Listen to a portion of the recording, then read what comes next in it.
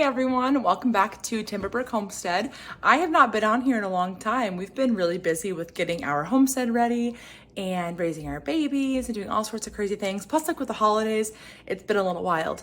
But we're back and we're here, and I'm so excited to share with you our part one of our third part of our kitchen renovation.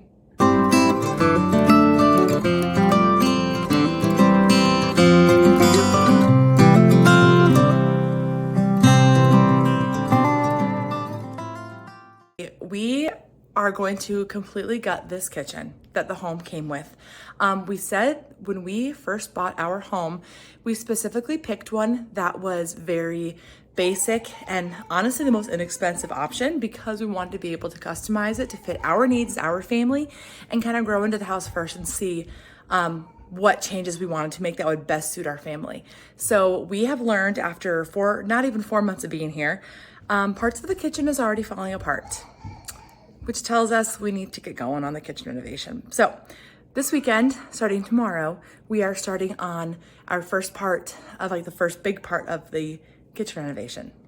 This is what our kitchen currently looks like. The sink and the faucet, which I can zoom in on. This did not come with the house. We replaced the sink and the faucet with this LK sink that we got at Home Depot, and the bridge faucet and the sprayer attachment I got at Amazon. I will link that. I am obsessed with this faucet. I've been wanting one for years, and it's really nice, that one specifically, because I think it was like $120, I believe. I know like bigger brands that I've worked with in the past, they have one similar to this that could be close to $1,000. So I figured for $120, you may as well give it a spin. And they had a bunch of different finishes. So whether you're a chrome person or a matte black person or a brass or whatever, brushed nickel obviously is what we chose.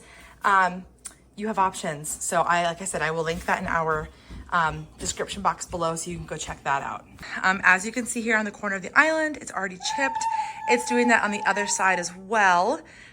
We have our cabinets on that side that are the exact same height as the sink side cabinets, but the wall here is shorter than it is up there. So we're gonna be able to do, I think 36 or 40-inch tall cabinets. So we're gonna get even more cabinetry space over there, which is gonna be amazing. One of the things we're gonna do this weekend is replace our fridge, or I guess buy a new fridge and get it replaced next weekend. But yeah, this is our current kitchen. And then the only pantry we have is the shelving over here, which eventually we're gonna get an actual pantry cabinetry to match. But I'm gonna explain to you a little bit of what our plan is for in here. And it involves the fridge wall. So that's what we will be working on first this weekend.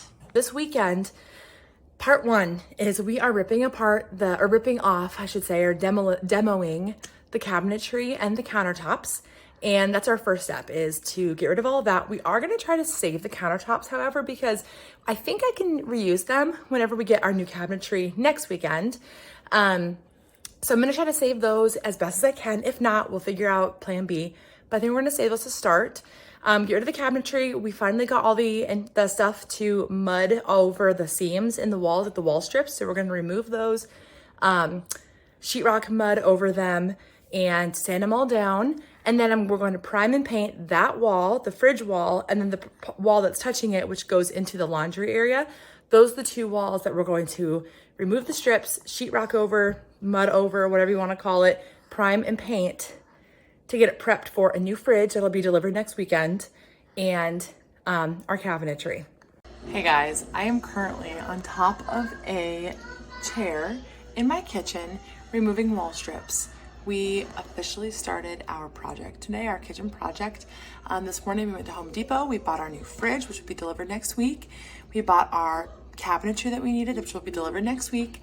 And so between now and Thursday, this wall and this wall connecting it, this guy right here, and then the wall in front of me, which I'll show you in a moment, they need to be completely sheetrocked with the wall strips, like sheetrock over the wall strips, primed and painted. So all we have to do is just install the fridge and the cabinetry and go from there.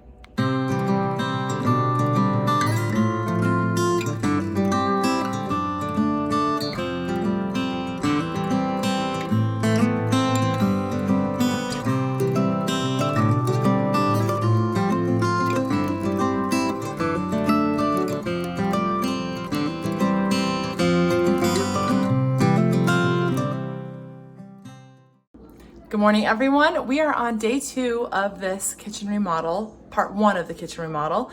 And today we are working on sheetrocking all of the wall strips as well as fixing the corners. So you can kind of see behind me here. I'll do some zoom up here soon. We're working with some metal corner bead that we got at Lowe's.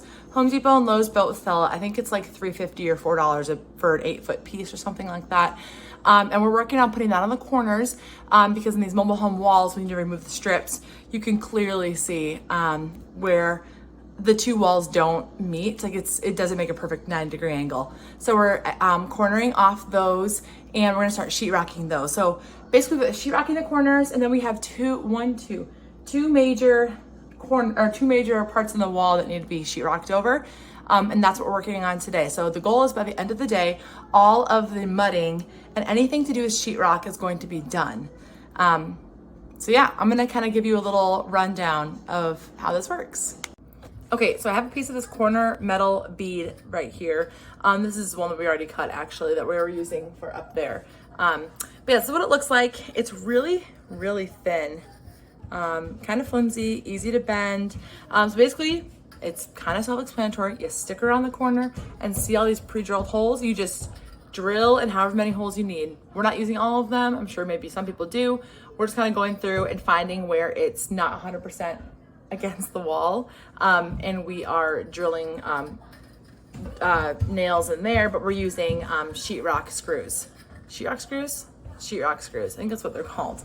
But yeah, that's what we're doing. So I'm gonna kind of show you a little bit of what I am doing and how easy it is. All right, guys, I got all of the corner bead stuff up and all the spots. So now the next thing I have to do is figure out the sheetrock mud and figure out the best way to go ahead and do that. I've watched so many videos on it for the past like year and a half, but I think I'm gonna give myself a little refresher and just double check that I'm really gonna be doing it properly before I just start digging in. So that's the next step. All right, we started mudding. I'm gonna be honest with you, this is a lot harder than I thought it was gonna be. And any of you professional sheetrockers out there are probably cringing. But as I always say, trust the process. It's all gonna be fine. Joint compound all over my floor. It's fine. So I'm finished at the top for the first coat. I'm gonna start on this side down here. Oh, I'll tell you people, this is a lot harder than it looks. All right, guys, that is it for part 1 of our mini kitchen remodel. As we're finishing things up here, this is just a video of me going through the joint compound a little bit more on that one edge over there going into the laundry room. On the next video, if you want to stay tuned, we're going to be talking about painting and priming and looking at our cabinetry and talking about countertops and everything like that, hopefully until the end of the finish. So if you would like that, stay tuned and we will see you next time.